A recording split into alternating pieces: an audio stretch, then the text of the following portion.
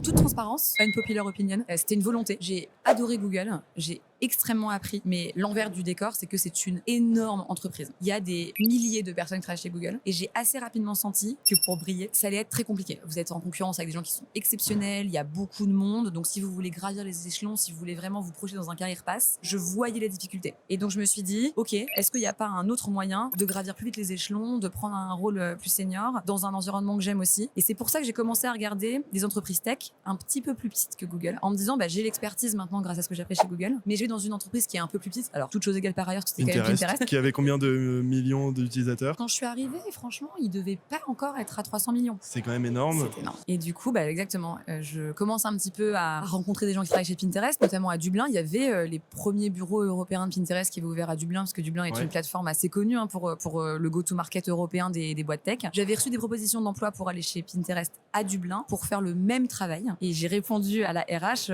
non, quitte à faire le même travail, autant le faire chez Google. Moi, ce que je veux, c'est un challenge. Et on s'était bien entendu avec la RH. Elle m'avait rappelé quelques mois après. Elle m'avait dit, bon, ok, j'ai un challenge pour toi. On ouvre les bureaux à Paris. Est-ce que ça te dit?